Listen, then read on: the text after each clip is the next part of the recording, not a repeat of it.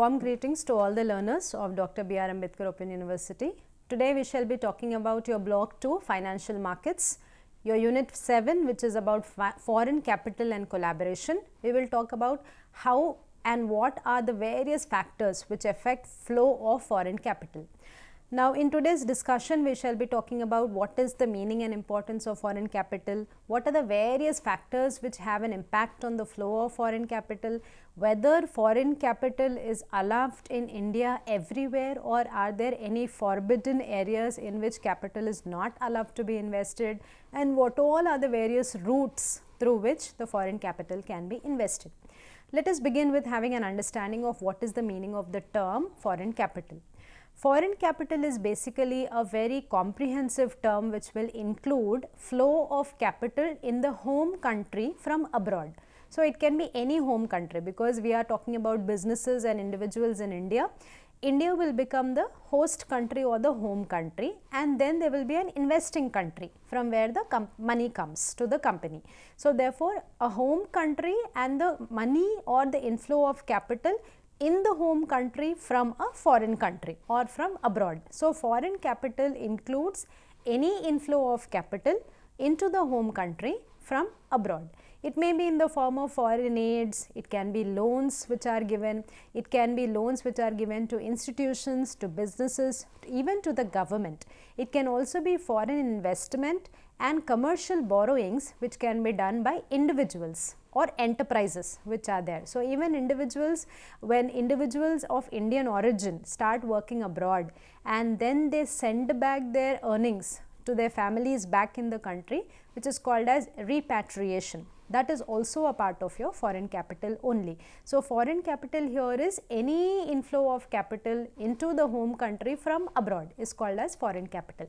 RBI said that foreign investment is nothing but an investment made by a person who is residing outside India. So person should be actually outside India, and that particular investment is having in the form of repatriation. Repatriation means giving back. So you are giving back to the country. You are making the money flow back into the country.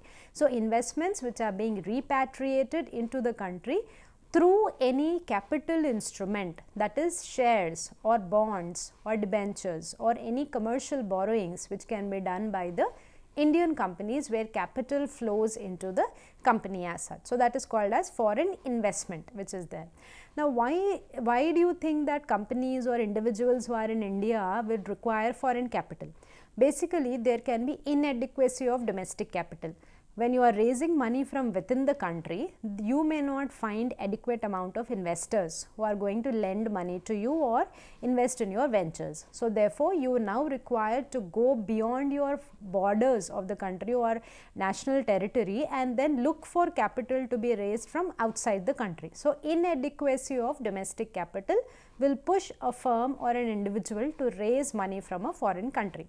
Then foreign capital, once it is attracted, automatically there can also be generation of domestic capital. Those investors who were reluctant to invest in your business may now start investing because they have seen that foreign money also started pumping into your business. So therefore once foreign capital flows, even domestic investors can be ready to invest in your business. So it will act as a source of attraction to the domestic capital.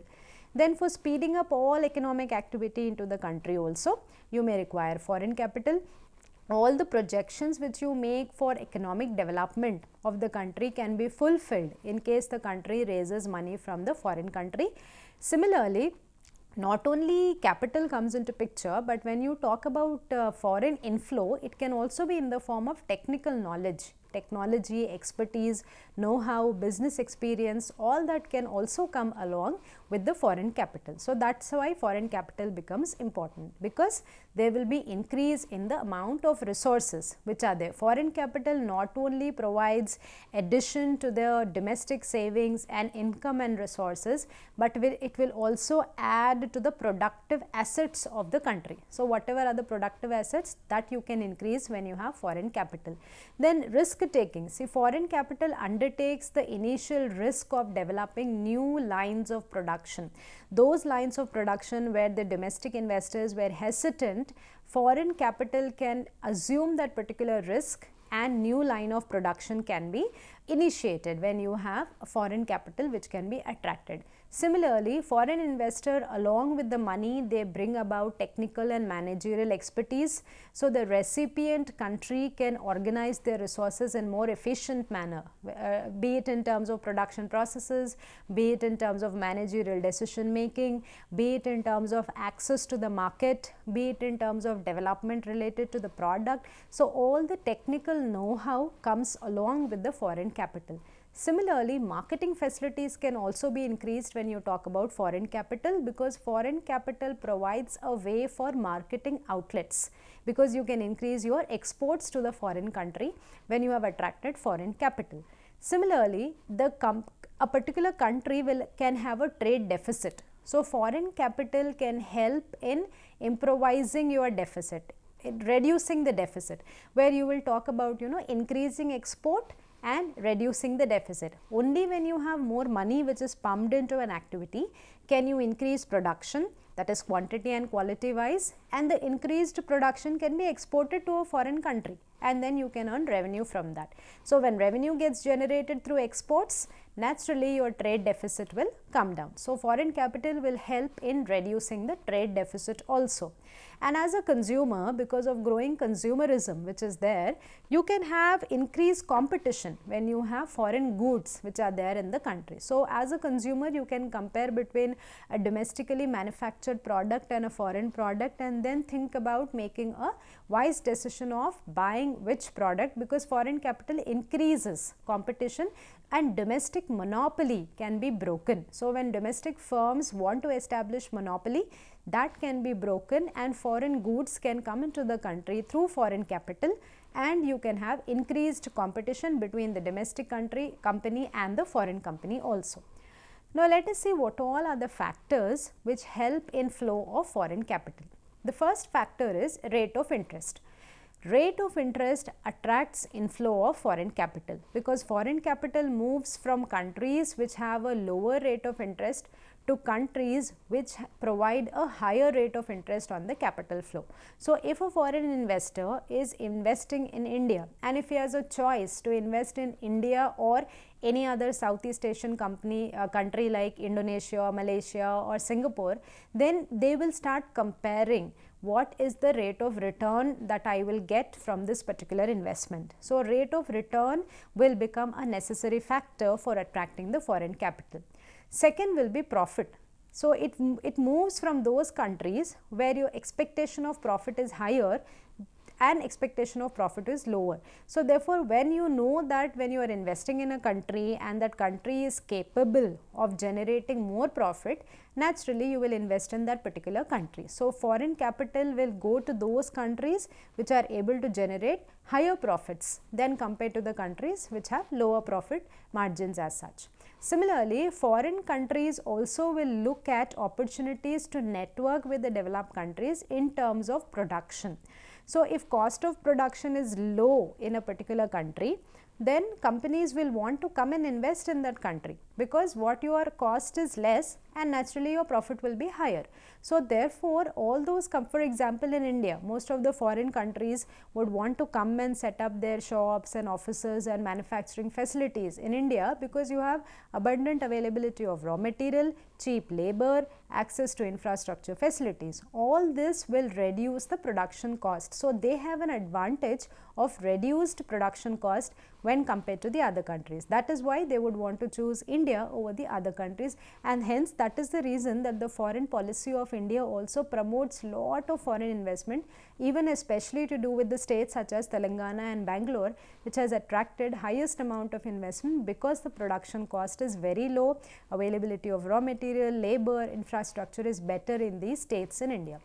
Then you have lot of political factors also, which will have an impact on the flow of capital. Political factors in terms of freedom of occupation, security of life, factors such as reasonable opportunity to make a profit, repatriate the profit back to the host country. All these will be the political factors which will have an impact on the flow of foreign capital. Political factor coupled with even the government policies. In case the government policy where the government is interested in both the benefit of the country as well as the benefit of the foreign investor, then they would be happy to invest. Rather, if a government of a country has got increased tariffs, they have got closed doors of repatriation, then the investor may not be interested to invest in the country. Similarly, what kind of environment do you have in terms of peace, stability in the country, that also will add up to the flow of foreign capital. So countries which have got unrest, geopolitical issues, hard international relations, then foreign investors wouldn't want to go to such countries and invest. So therefore, political factors coupled with government policies which are there. Similarly, infrastructure facilities which are there, movement of goods and humans, as well as a very good banking financial system, good transportation, telecommunication, all of these adds up to the attraction of a foreign investor, because foreign investors wouldn't want to go to a place which has got a lacuna in terms of infrastructure, of roads, electricity, banking, finance, infrastructure. All this adds up to the attraction of foreign capital. Similarly, taxation policy of a country.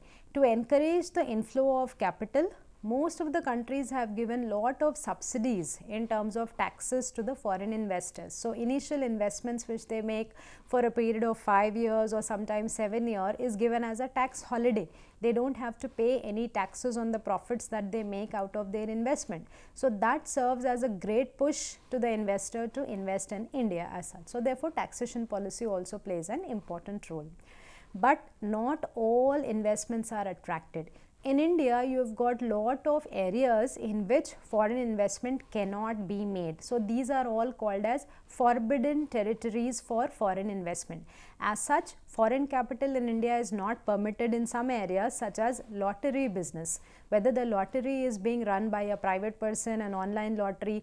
In some countries, lotteries are also run by the governments. But in India, all such types of investments in the form of lottery is prohibited.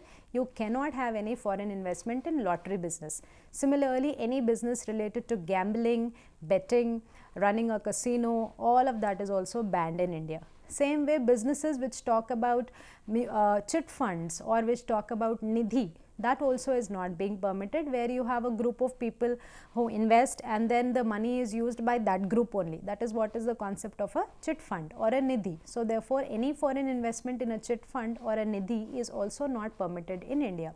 Then all investments which are going into real estates or construction of farmhouses, foreign investment is not allowed in real estate and building farmhouses in India. There also only domestic investors can invest in construction businesses as such. Similarly, things which are related to tobacco, cigarettes, cigars, cherots, all of there also foreign investment is prohibited. All activities which are reserved for only private sector investments, such as atomic energy, that also is not being permitted for foreign investment. Same way, any kind of investments which is made in firms which are running legal activities related to Indian laws, or you have accounting activities which are related to architecture, there also accounting, legal and architectural activities, firms which are doing these three activities also, foreign investment is not permitted. So the list is very short, but all these businesses are highly risky and you cannot assure safety to the foreign investor. Therefore, foreign investment is forbidden in all these areas as such. But there are a lot of other areas which are open for foreign investment. Let us check what all are those various forms of foreign capital investment. Now, when foreign capital comes into India, it comes in two ways. One can be foreign aid, one can be private foreign investment. If you say foreign aid will comprise of loans and grants. A loan, say for example, Indian government borrowing from IMF or World Bank, that's a loan which is coming. Same way, there can be a grant which can come for example from institutions like UNICEF to any institution which is running a child care, or UNESCO where you talk about heritage and monuments and all. So all these are all grants which are coming. So foreign aid which is coming in the form of a loan or a grant. Then you can have private foreign investment. Private foreign investment is from individuals or companies from abroad. So you can have companies or individuals who can invest in Indian companies in the form of foreign direct investment or foreign portfolio investment. Foreign direct investment means the company X, which is in a foreign country, is investing directly in a wholly owned subsidiary in India or a joint venture company in India or an acquired company in India. That is called as FDI, foreign direct investment, foreign company investing in Indian companies. Or you can have foreign portfolio investment, FPI, where you have foreign investment which is made by foreign institutions, not individuals, foreign institutions. You can have institutions in the other country which may want to do investment in India through even including NRIs who are there. So you call it as foreign portfolio investment. For example, investments which are made in the form of global depository receipt, foreign currency convertible bonds, all these will be a part of your foreign portfolio investment. So foreign investment in India can take the form of a foreign aid, loans and grants, or it can be foreign investment, which is FDI or FPI. Let us see what is this FDI and FPI. To invest in Indian company, a foreigner or a foreign company shall have three routes to invest. One is called as FDI, 100% automatic route, which means no need of taking permission from the government. If the sector is belonging to an automatic route, directly a foreign investor can invest in that particular company without any government approval. That is category 1. Category 2 is 100% FDI is permitted, but it is permitted through government route, which means you have to take permission of the government. So you have to apply to the foreign ministry or to the foreign capital investment center which belongs to the ministry, and the application will be processed from there. After approval, the foreign company can invest in the Indian company. That is category 2. Category 3 is 100% FDI, which is permitted through both automatic plus government route. So these are the three routes which are there. Let us see what all are these three routes. In automatic route, foreign entity does not require prior approval of the government or RBI because it is related to money. Money controller in India, the money regulator is Reserve Bank, Central Bank. So therefore, either government permission or RBI permission is needed for any foreign capital to flow. But in automatic route, a foreign entity does not require any prior approval from government or from RBI. Sectors which are open for this are medical devices. If a foreign company wants to invest in medical devices in India, then automatic route is available for them because it is related to healthcare system of the country. Similarly, thermal power generation. Then you have services which are under maintenance and repairs of civil aviation services. In that also 100% is permitted. In insurance sector, up to 49% is permitted. That's why we see that so many foreign insurance companies are surviving in India. Similarly, you have ports and shipping, there also automatic route. Railway infrastructure, not railway but infrastructure related to railway, there also automatic FDI route is available. Then you have FDI route which is available for pension, all retirement plans and all up to 49%. Petroleum refining, there also up to 49% automatic FDI is available. Then certain sectors where 100% is available, but you have to take permission of the government. So application will go to Foreign Investment Facilitation Center, which has got a single window, and through that particular Foreign Investment Facilitation Center, which belongs to the respective ministries, to whichever area you want to invest in, the application gets approved there, and then the company can start investing in Indian company. These will include banking, whether it is public sector or private sector bank, food and retail industry, core investment banks which are there, print media, broadcasting media, satellite which is there, and mining and minerals or multi-brand retailing. In all these areas, government FDI route is permitted. So like that you've got automatic route and government route through which FDI comes into the country.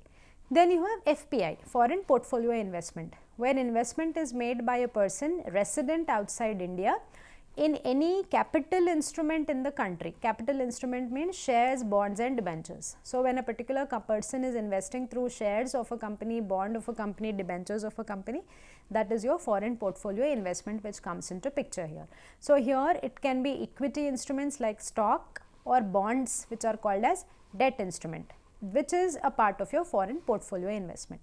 Then investment can also happen through certain other instruments which are called negotiable instruments, which are transferable. Negotiable means transferable. So from one person to another person, the instrument gets transferred.